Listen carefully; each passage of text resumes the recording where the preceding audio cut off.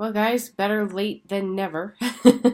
I was going to, and I intended to put this video out on Wednesday, and then things just got a little chaotic, so I didn't end up doing that. So I have decided to put it to you today. I hope that's okay.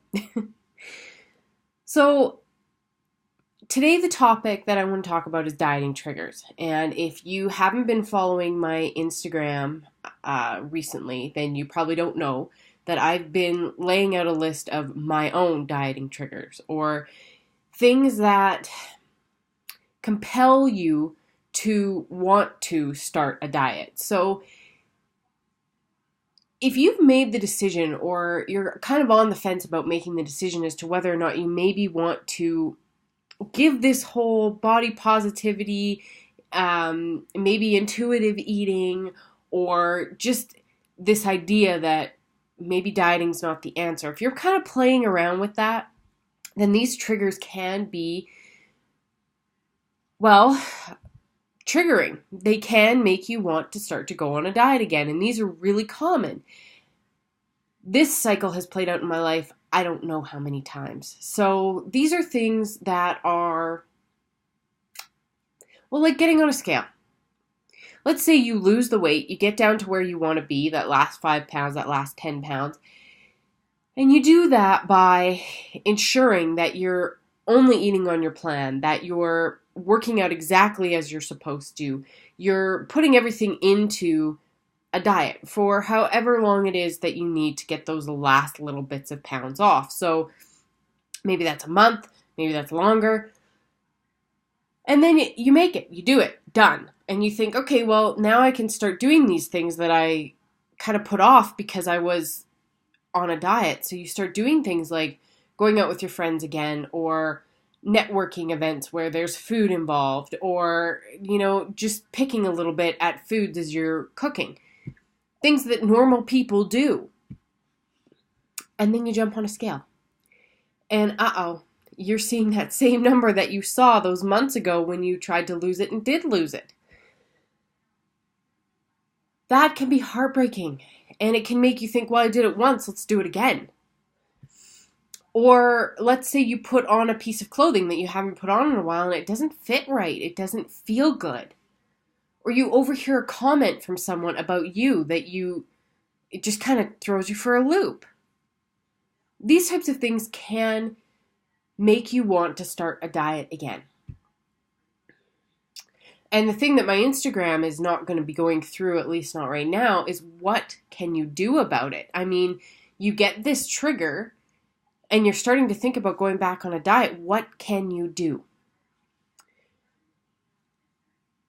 First of all, I recommend that if you are kind of playing around with this idea of potentially trying body positivity or intuitive eating or anything like that, that you write yourself a bit of a letter or a journal entry, or just put something down into writing about how you're feeling at that moment. Something, it doesn't have to be big, but just about why you're thinking about doing this. For me, I did the cycle so many times that I finally got to a point and said, do you really want to get back onto that cycle again? And that cycle, for me included going to bed at night feeling extremely hungry. Going on the treadmill that I just hated it because it was the 6th day in a row and I was just tired. Feeling like I couldn't sleep. Not pushing off things like lunches with friends. And when you add all that together, it just got to be exhausting. And when I wrote that down and put that down into somewhere where I get a chance to look at it, when I am faced with these dieting triggers, I'm easily able to read that over and give myself a bit of a mini pep talk. And that helps. So if you have an opportunity to do that, do it. The second thing goes back to what I was talking about last week in terms of having a morning ritual. If you can begin to use that morning time, that little bit of time to begin to connect to your inner voice and inner guidance system, you can begin to tap into that when you hit a dieting trigger as well. That inner voice is going to guide you to what it is that you want to do. Not what you should be doing, but what you want to do. Now, what you should or what you want to do could also be something really simple, like, hey, maybe you just feel like right now you should be eating a few more fruits and vegetables. It could be something so simple like that that all of a sudden gets you to start to feel better about your body and yourself. The only way to begin to start to tap into this inner voice, this inner guidance system, this intuition, this gut, is to have a pretty good relationship with it to start. So put into place some type of a morning ritual. And if you haven't already watched the video from last week, go ahead and do that because it'll give you a few tips. The third thing is to reconnect to your value system.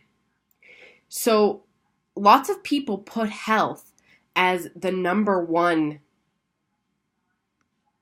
value in their life. There's a lot of people that do that. And for me, for the longest time, I said family was my number one value. Family was my number one value. And what I have begun to realize very slowly is that my actions actually said that health was my number one value. And not actually health as I would define it today, but health in terms of health, good health, or somebody who is healthy equals a certain amount of weight.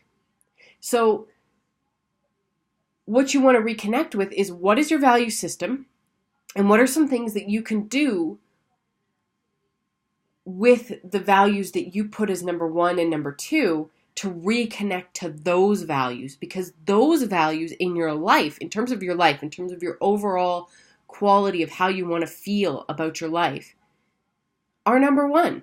So if family becomes your number one value, then why not go spend some time with them? So trying to take your mind to a different place. And you can do this, again, values I think are very important and something that I think I'll probably do a video on a little later. But reconnecting to those really helps, but also reconnecting to other life goals that you have. I'm sure you've got a list of goals somewhere, if not actually written out in your head, where you're like, these are the things I want to start to accomplish with my life. Begin to reconnect with some of those, as opposed to connecting with a number on a scale. And lastly, cut yourself some slack. Give yourself a bit of compassion here. Because to be faced with a dieting trigger, if you're anything like me, you've gone through this cycle more than once. So to be faced with a dieting trigger means it's very easy for you to jump back on. That's what your brain knows. That's what the neural pathways in your brain knows. That's where your mind is going to want to go. So what you need to do is recognize it, become aware of it, and then cut yourself some slack. Sleep in if you can on the weekend. Have a bath if that's what feels good to you. If you have the money, go get yourself a manicure or pedicure. Just take some time to breathe and relax and do something nice for yourself. And while you're at it, begin to pay attention to some of the things that you're saying to yourself because of these dieting triggers. Normally, these triggers will not only get you to start on a diet, they will get you to start talking to yourself in really terrible ways. Stop that. Or at least become really aware of it